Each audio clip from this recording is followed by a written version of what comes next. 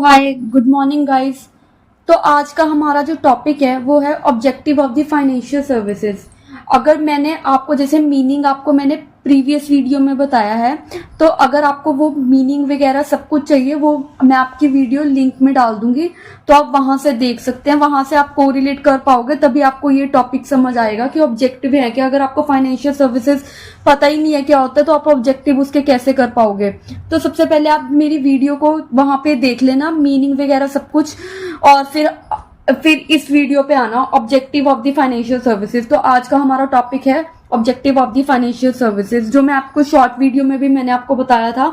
तो मैं अब ये डिटेल वीडियो आपके लिए लेके आई हूं। तो चलो यहां से स्टार्ट करते हैं हम। Objective of the financial services, first है फंड रेजिंग।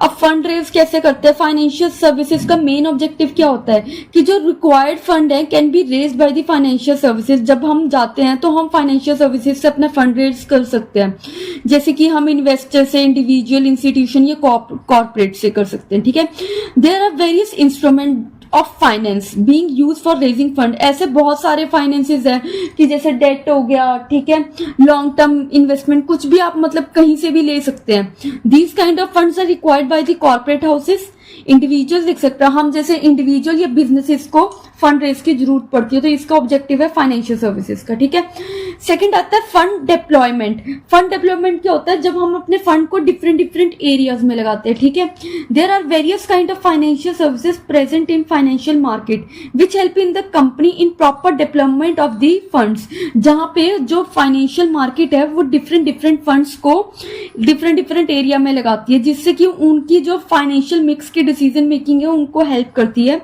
ठीक है, जैसे कि फाइनेंशियल सर्विसेज अलग अलग टाइप की होती हैं। जैसे हमने टाइप ऑफ फाइनेंशियल सर्विसेज पढ़ा था, तो आप उनमें से ही लिख सकते हैं। जैसे हमने फैक्टरिंग पढ़ा है, फैक्टरिंग ऑफ डेटर्स पढ़ा है, ठीक है, short term in money market पढ़ा है, क्रेडिट रेटिंग पढ़ा है, e commerce, securitisation, types of financial services में मैंने ये आपको प्रीवियस वीडियो में भी करवाया है, तो आप वहां से आप मेरी वीडियो देख सकते हैं। ठीक है, तो जिससे कि इफेक्टिव फंड मैनेजमेंट हो जाती है। जो डिफरेंट डिफरेंट एरिया में लगाया है तो फंड अच्छी तरह मैनेज होते हैं। ठीक है, थर्ड पॉइंट है स्पेशलाइज्ड सर्विसेज। तो स्पेशलाइज्ड सर्विसेज, फाइनेंशियल सर्विसेज क्या है? स्पेशलाइज्ड सर्विसेज प्रोवाइड करते हैं, जैसे कि बैंकिंग या इंश्योरेंस को छोड़ के बाकी सारी सर्विसेज प्रोवाइड करते हैं, जैसे कि क्रेडिट रेटिंग हो गया, venture capital, financing, lease, factoring, mutual fund, merchant banking, ये सारा हमने टाइप्स में कर रखा है, वहां से देख लेना। Depository, credit card, housing finance, book building etcetera. ठीक है, these services are provided by the various kind of institutions and agency like stock exchange, ठीक है, specialised and general financial institution and non banking financial companies. ये सारी मतलब कि ये different, तो यहाँ पे जैसे मैंने आपको पीछे आपको थर्ड पॉइंट में डिफरेंट डिफरेंट उसके टाइप्स के बारे में बताया है, तो ये सारी सर्विसेज ये एजेंसीज प्रोवाइड करती हैं। ठीक है, फोर्थ पॉइंट है रेगुलेशन।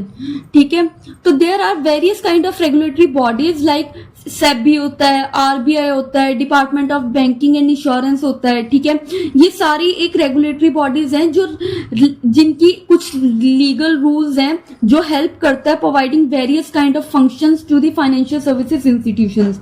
तो ये इंस्टीट्यूशन को अपनी मतलब कि रूल्स प्रोवाइड करते हैं, तो उसी के अकॉर्डिंग बैंक्स को चलना होता है। ठीक है, तो रेगुलेशन। अभी तक हमने 4 पॉइंट पढ़े हैं। फर्स्ट है फंड रेजिंग, सेकेंड है फंड डिप्लॉयमेंट कि कहाँ कहाँ हमें फंड, अगर एक बारी हमें पता चल गया कि फंड्स आ गए हैं तो उसको कहाँ कहाँ लगाना है। ठीक है, फिर उनकी स्पेशलाइज्ड सर्विसेज क्या है। फोर्थ है रेगुलेशन। अब फिफ्थ है, अगर जब सब कुछ हो गया तो इकोनॉमिक ग्रोथ होगी। ठीक है, the financial service help in increasing the economic growth and development of the country. कैसे होगा? जब फंड्स आएंगे, सेविंग हम पब्लिक से करवाएंगे, और जो बैंक है वो प्रोडक्टिव इन्वेस्टमेंट में इन्वेस्ट करेगा, पब्लिक से फंड्स लेके, ठीक है, वो प्रोडक्टिव इन्वेस्टमेंट में अपना पैसा लगाएगा, तब जाके हमारी इकोनॉमिक ग्रोथ होगी। Due to this reason the various developed and developing country which are engaged in financial markets has increase the saving and investment. This is the reason कि आजकल लोग फाइनेंशियल मार्केट में ज्यादा इन्वॉल्व हो रहे हैं, ताकि उनकी जो जैसे वो कंट्रीज हैं, डेवलप्ड एंड डेवलपिंग कंट्रीज, उनको हेल्प करती हैं फाइनेंशियल मार्केट में, ताकि उनकी सेविंग और इन्वेस्टमेंट दोनों इंक्रीज हो सके। ठीक है। तो this is the main objective of the economic growth. तो 5 पॉइंट है, और एग्जाम के पॉइंट ऑफ व्यू से भी ये आता है, आपको लॉन्ग क्वेश्चन में आता है 10 मार्क्स का, कि what is financial services, explain the nature and objective या इंपॉर्टेंस और objectives of the financial services. तो आप ये एक चार्ट सा बना के, ठीक है, ये 5 पॉइंट्स लिख के आना, तो आपको बहुत अच्छे मार्क्स मिलेंगे। इसी के साथ मैं अब ये वीडियो खत्म करती हूँ, ठीक है। बाकी मैं आपको मिलूंगी नेक्स्ट वीडियो में। तो मेरे चैनल को सब्सक्राइब करना, कमेंट करना, अगर कोई डाउट होगा तो आप कमेंट बॉक्स में लिख सकते हैं। तो अभी के लिए थैंक यू।